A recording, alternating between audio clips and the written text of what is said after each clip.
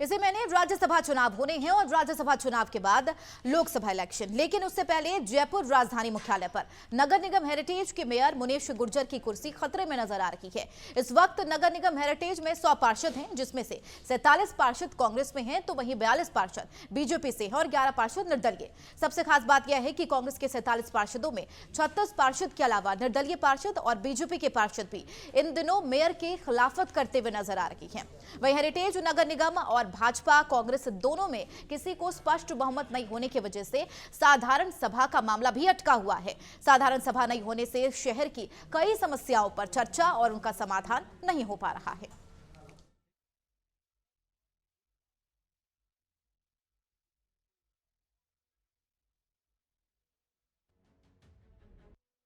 जब से नगर निगम हेरिटेज बना मुझे लगता है नरक निगम बन चुका है, क्योंकि काम के नाम पे वहाँ पर जनता से सीधे जुड़े हुए, हमें कोई कानून तो बनाना होता नहीं है, हमें जनता को सुविधाएं देने के लिए नगर निगम बनता है। और पार्षद जो होते हैं वो जनता से सीधे जुड़े हुए होते हैं, तो उनके जो छोटे मोटे काम होते हैं, रोड के काम होते हैं, लाइट्स के काम होते हैं, नालियों के काम होते हैं, सीवर के काम होते हैं।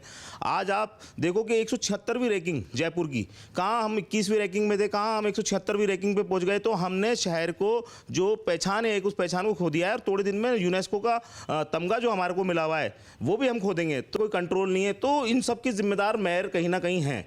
तो उन्होंने इस निगम को नरक निगम बना के छोड़ दिया है और इसका सुधार होना ज़रूरी है। और नई सरकार से भी मेरी ये उम्मीद है कि इस पर अंकुश लगाएं, शहर को बचाएं। जब नगर निगम बने 3 साल हो गए, 3 साल में अब तक तो एक ही हमारी साधारण सभा की मीटिंग हुई है। साधारण सभा की मीटिंग होनी भी चाहिए, क्योंकि आए दिन कोई ना कोई प्रस्ताव जाता है या फिर फाइनेंस का मामला होता है। जब तक अगर साधारण सभा की मीटिंग करोगे नहीं तो कहाँ से फाइनेंस आएगा, क्या आप काम कर पाओगे, क्या डेवलप करोगे आप। जिस तरीके जनता ने आपको चुन के भेजा है और हम जनता की बातों पे खरे नहीं उतरते हैं, तो वह बड़ी परेशानी का सामना हम पार्षदों को करना पड़ता है। तो हम भी चाहते हैं कि भाई साधारण सभा की मीटिंग हो, उसमें जल्द से जल्द, यही हमारी मांग है। वहीं हेरिटेज निगम में पिछले 2 साल से साधारण सभा नहीं हुई है। साधारण सभा की बैठक के लिए आयुक्त ने मेयर को फाइल भेजी है, लेकिन मेयर मुनीश गुर्जर ने अभी तक इस फाइल पर कोई भी निर्णय नहीं लिया। अगर नगर निगम हेरिटेज मेयर के खिलाफ अविश्वास प्रस्ताव लाया जाता है तो निर्दलीय इस पर पाला बदल सकते हैं। वहीं दूसरी तरफ भाजपा पार्षद यानी कि बीजेपी पार्षदों में एक राय नहीं है। अगर नगर निगम में भाजपा का बोर्ड बनता है तो मेयर की कुर्सी को लेकर बड़ा विवाद हो सकता है। आम सभा होना बहुत ज़रूरी थी, लेकिन किन्हीं कारणों से आम सभा नहीं हुई, तो उसके अब हमसे जनता जवाब मांगती है। हम जनता की समस्याएं कहाँ रखें, किसके पास रखें और किसके पास जाएं। सबसे बड़ी विडम्बना हमारे साथ ये है। जिस हिसाब से नगर निगम में हालात पैदा हो रहे हैं और जो लग रहा है, उस हिसाब से लगता है कि अविश्वास प्रस्ताव आना चाहिए, आएगा। आपको बता रहे हैं 51 पार्षदों का होना बेहद जरूरी है। बहुमत की संख्या भाजपा और कांग्रेस दोनों के पास नहीं है। तो वहीं तीसरा मोर्चा निर्दलीय बीजेपी का बोर्ड बनाने में अहम भूमिका निभा सकता है। इसी पर ज्यादा चर्चा के लिए सीधा रुख करते हैं सुरेंद्र सोनी के पास। सुरेंद्र, जिस तरीके से मुनीश गुर्जर पर अब कहीं न कहीं उनकी कुर्सी पर ताला लगी हुई है, हाँ और ना की स्थिति देखी जा रही है, क्योंकि सबसे बड़ी बात यह है कि जो उनके पार्षद हैं उन्हीं के खिलाफ नजर आ रही है।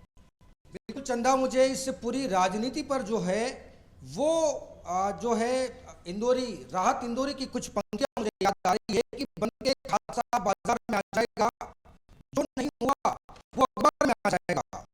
करो कदर नेताओं की मालूम नहीं कब कौन सी सरकार में आ जाएगा।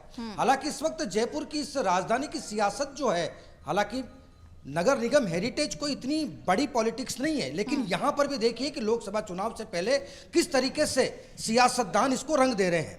हालांकि इससे पहले वर्तमान में 100 पार्षद नगर निगम हेरिटेज में हैं, जिसमें से 42 पार्षद बीजेपी के पास हैं, 47 पार्षद कांग्रेस के पास हैं, 11 पार्षद निर्दलीय हैं। लेकिन जैसे ही मुनीश गुर्जर सीट पर बैठती है, क्योंकि उस वक्त तत्कालीन सरकार कांग्रेस की थी और कांग्रेस में अशोक गहलोत, प्रताप सिंह खाचरियावास की, मुनीश गुर्जर जो वो बहुत करीबी मानी जाती है। इसीलिए 100 पार्षदों में से उसका चयन करके उसको जो है वो मेयर बनाया गया। हालांकि मेयर बनने के 6 महीने बाद ही जो है वो लगातार मुनीश गुर्जर के खिलाफ लगातार सियासी जो पुलिंदे बांधने शुरू हो गए थे, वो अब तक खत्म होने का नाम नहीं ले रहे हैं। हालांकि यहां पर 47 पार्षद भले ही कांग्रेस के, लेकिन इसमें से 36 से 37 ऐसे पार्षद हैं जो मुनीश गुर्जर की खिलाफत करते हुए नजर आ रहे हैं। देखिए, एक सबसे बड़ा सवाल यह है कि 3 साल तक एक साधारण सभा की बैठक नहीं होना और फिर पार्षदों को हाई कोर्ट जाना और हाई कोर्ट फिर उनको ऑर्डर करता है कि वास्तव में आम सभा होनी चाहिए। हालांकि 3 साल तक आम सभा नहीं होने होने के चलते जयपुर जिस तरीके से जो कांग्रेसी पार्षद है वो कह रहे हैं कि नगर निगम जो है वो नरक निगम बन चुका है, तो ये तस्वीरें किसी से छुपी नहीं है। सुरेंद्र, ऐसे में ये कह सकते हैं कि मुनेश गुर्जर भले ही महापौर की कुर्सी पर है, लेकिन शुरुआती तौर से ही तलवार उनकी कुर्सी पर कहीं ना कहीं लटकी हुई है। चूंकि शुरुआत तौर पर देख लीजिए, जब उनके पति पर रिश्वत का आरोप लगा था तब भी निलंबन की कार्रवाई की गई थी, चूंकि हाईकोर्ट ने निलंबन की कार्रवाई को 2 बार रद्द कर दिया था। और तीसरी बार जब ऐसी स्थिति आई तो खुद प्रताप सिंह खाचरियावास ने भी कहा था कि मैं मुनेश गुर्जर के काम से बिल्कुल खुश नहीं हूं। इससे साफ जाहिर कहीं ना कहीं होता है कि अभी भी मुनेश गुर्जर को अविश्वास प्रस्ताव लाने में कहीं ना कहीं देरी हो रही है, या फिर कह सकते हैं डर सता रहा है। बिल्कुल चंदा, यहां पर मुनेश गुर्जर को पूरी तरीके से डर सता रहा, क्योंकि अब 2 साल बचे हुए हैं। मुनेश गुर्जर जो है वो होले होले तरीके से अपना टाइम पूरा करना चाहती है। पहले बोल रही थी कि जो है वो साधारण सभा की बैठक जो है वो चुनाव से पहले होगी, लोकसभा चुनाव से पहले। अब गाये बगाए ये नजर आ रही हैं और ये कहती हुई नजर आ रही है कि अब साधारण सभा की बैठक जो है वो लोकसभा चुनाव के बाद, यानी कि वो धीरे धीरे टेस्ट मैच की तरह जो है वो लगातार बैटिंग करना चाहती है एज ए मेयर पद पर रहते हुए। लेकिन यहां पर उसकी खिलाफत के जो स्वर हैं वो कहीं ना कहीं तेज होते नजर आ रहे हैं। निश्चित तौर पर अगर चुनाव के बाद भी अगर साधारण सभा की बैठक होती है तो आप ये मान के चलिएगा कि और साजिशों के बुलंदे तैयार हो जाएंगे और मुनेश गुर्जर के खिलाफ जो है वो अविश्वास प्रस्ताव होगा। ऐसे में सुरेंद्र, वो खास बात अगर पार्षदों की बात कर ले, 100 पार्षद है, बहुमत के लिए 51 पार्षद चाहिए। ऐसे में ना ही कांग्रेस के पास बहुमत है और ना ही बीजेपी के पास। खास भूमिका अगर कोई निभा सकता है तो वो निर्दलीय तौर पर कहीं ना कहीं जो तमाम पार्षद है वो निभा सकते हैं। लेकिन ऐसे में ये भी सवाल है, चूंकि 36 पार्षद अमूमन बताए जा रहे हैं जो उनके खिलाफ में है, लेकिन अगर अविश्वास प्रस्ताव लाया जाता है और सामूहिक जो अगर बात कर ले इस्तीफे की, तो भी वो भी बात सामने आ रही है कि सामूहिक इस्तीफा भी दिया जा सकता है। ऐसे में मुनेश गुर्जर की दूसरी राह क्या हो सकती है?